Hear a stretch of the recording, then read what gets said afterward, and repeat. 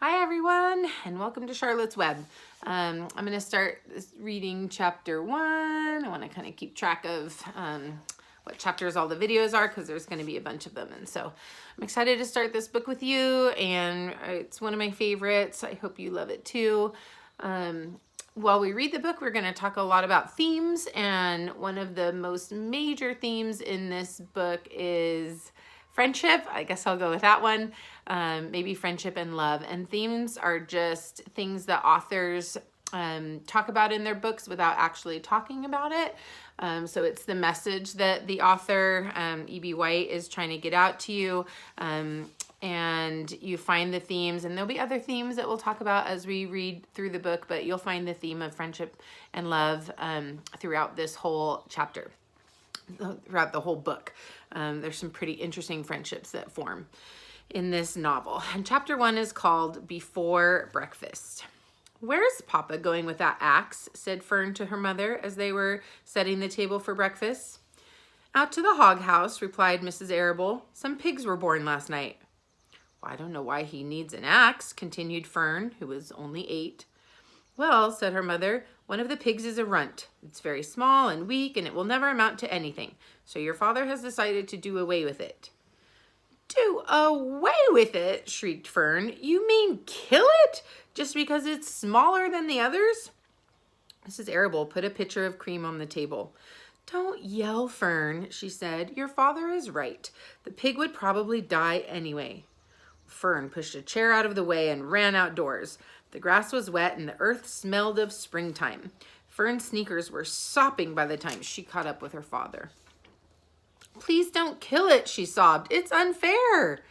Mr. Arable stopped walking. "Fern," he said gently, "you will have to learn to control yourself." "Control myself?" yelled Fern. "This is a matter of life and death, and you talk about controlling myself?" And tears ran down her cheeks, and she took hold of the axe and tried to pull it out of her father's hand. "Fern," said Mr. Arable, "I know more about raising a litter of pigs than you do. A weakling makes trouble. Now run along." "But it's unfair," cried Fern. "The pig couldn't help being born small, could it? If I had been very small at birth, would you have killed me?" Mr. Arable smiled. "Certainly not," he said, looking down at his daughter with love. "But this is different. A little girl is one thing, and a little runty pig is another." "I see no difference at all," replied Fern, still hanging on to the axe. "This is the most terrible case of injustice I ever heard of." And a queer look came over John Arable's face. He seemed almost ready to cry himself. "All right," he said. "You go back in the house, and I will bring the runt when I come in. I'll let you start it on a bottle like a baby, and then you'll see what trouble a pig can be." When Mr. Arable returned to the house half an hour later, he carried a carton under his arm. Fern was upstairs changing her sneakers. The kitchen table was set for breakfast, and the room smelled of coffee, bacon, damp plaster, and wood smoke from the stove. "Put it on her chair," said Mrs. Arable. Mr. Arable set the carton down at Fern's place, and then he walked to the sink and washed his hands and dried them on the roller towel. Fern came slowly down the stairs. Her eyes were red from crying. As she approached her chair, the carton wobbled, and there was a scratching noise. Fern looked at her father, and then she lifted the lid of the carton, and there, inside, looking up at her, was the newborn pig. It was a white one. The morning light shone through its ears, turning them pink. "He's yours," said Mr. Arable, "saved from an untimely death, and may the good Lord forgive me for this foolishness." Fern couldn't take her eyes off the tiny pig. "Oh," she whispered, "look at him. He's absolutely perfect." She closed the carton carefully. First she kissed her father, and then she kissed her mother, and then she opened the lid once again and lifted the pig out and held it against her cheek. At this moment, her brother Avery came into the room. Avery was 10, and he was heavily armed, an air rifle in one hand and a wooden dagger in the other. "What's that?" he demanded. "What's Fern got?" "She's got a guest for breakfast," said Mrs. Arable. "Wash your hands and face, Avery." "Let's see it," said Avery, setting his gun down. "You call that miserable thing a pig? That's a fine specimen of a pig. It's no bigger than a white rat." "Wash up and eat your breakfast, Avery," said his mother. "The school bus will be along in half an hour." "Well, can I have a pig too, Pop?" asked Avery. "Nope, I only distribute pigs to early risers," said Mr. Arable. Fern was up at daylight trying to rid the world of injustice, and as a result, she now has a pig. A small one, to be sure, but nevertheless a pig. It just shows what can happen if a person gets out of bed promptly. Let's eat. But Fern couldn't eat until her pig had had a drink of milk. Mrs. Arable found a baby's nursing bottle and a rubber nipple, and she poured warm milk into the bottle, fitted the nipple over the top, and handed it to Fern. "Give him his breakfast," she said. A minute later, Fern was seated on the floor in the corner of the kitchen with her infant between her knees, teaching it to suck from a bottle. The pig, although tiny, had a good appetite and caught on quickly. The school bus honked from the road. "Run!" commanded Mrs. Arable, taking the pig from Fern and slipping a donut into her hand. Avery grabbed his gun and another donut, and the children ran out to the road and climbed into the bus. Fern took no notice of the others in the bus. She just sat and stared out of the window, thinking what a blissful world it was and how lucky she was to have entire charge of a pig. By the time the bus reached the school, Fern had named her pet, selecting the most beautiful name she could think of. "Its name is Wilbur," she whispered to herself.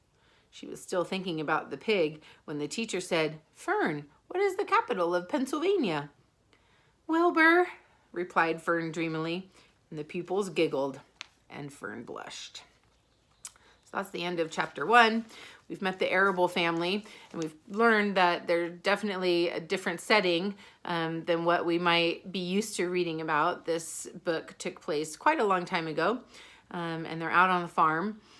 Clearly, since Avery was allowed to take his air rifle to school, we know that it's not present day and present time.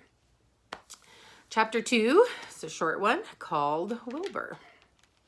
Fern loved Wilbur more than anything. She loved to stroke him, to feed him, and to put him to bed. Every morning, as soon as she got up, she warmed his milk, tied his bib on, and held the bottle for him. Every afternoon, when the school bus stopped in front of her house, she jumped out and ran to the kitchen to fix another bottle for him. She fed him again at supper time and again just before going to bed. Mrs. Arable gave him a feeding around noontime each day when Fern was away in school. Wilbur loved his milk, and he was never happier than when Fern was warming up a bottle for him. He would stand up and gaze at her with adoring eyes. For the first few days of his life, Wilbur was allowed to live in a box near the stove in the kitchen. Then, when Mrs. Arable complained, he was moved to a bigger box in the woodshed. At 2 weeks of age, he was moved outdoors. It was apple blossom time, and the days were getting warmer. Mr. Arable fixed a small yard specially for Wilbur under an apple tree and gave him a large wooden box full of straw, with a doorway cut in it so that he could walk in and out as he pleased. "Well, won't he be cold at night?" asked Fern. "No," said her father. "You watch and see what he does." So we've learned a little bit more about the setting now in this story. If it's apple blossom time and the days were starting to get warmer, but it was still cold at night, when would you imagine this is taking place? Probably late springtime, right? Carrying a bottle of milk, Fern sat down under the apple tree inside the yard. Wilbur ran to her and she held the bottle for him while he sucked. When he had finished the last drop, he grunted and walked sleepily into the box. Fern peered through the door. Wilbur was poking the straw with his snout. In a short time, he had dug a tunnel in the straw. He crawled into the tunnel and disappeared from sight, completely covered with straw. Fern was enchanted. It relieved her mind to know that her baby would sleep covered up and would stay warm. Every morning after breakfast, Wilbur walked out to the road with Fern and waited with her till the bus came. And she would wave goodbye to him, and he would stand and watch the bus until it vanished around a turn. While Fern was in school, Wilbur was shut up inside his yard. But as soon as she got home in the afternoon, she would take him out, and he would follow her around the place. If she went into the house, Wilbur went too. If she went upstairs, Wilbur would wait at the bottom step until she came down again. If she took her doll for a walk in the doll carriage, Wilbur followed along. Sometimes on these journeys, Wilbur would get tired, and Fern would pick him up and put him in the carriage alongside the doll. He liked this, and if he was very tired, he would close his eyes and go to sleep under the doll's blanket. He looked cute when his eyes were closed because his lashes were so long. The doll would close her eyes too, and Fern would wheel the carriage very slowly and smoothly so as not to wake her infants. One warm afternoon, Fern and Avery put on bathing suits and went to the brook for a swim. Wilbur tagged along at Fern's heels. When she waded into the brook, Wilbur waded in with her. He found the water quite cold, too cold for his liking. So while the children swam and played and splashed water at each other, Wilbur amused himself in the mud along the edge of the brook, where it was warm and moist and delightfully sticky and oozy.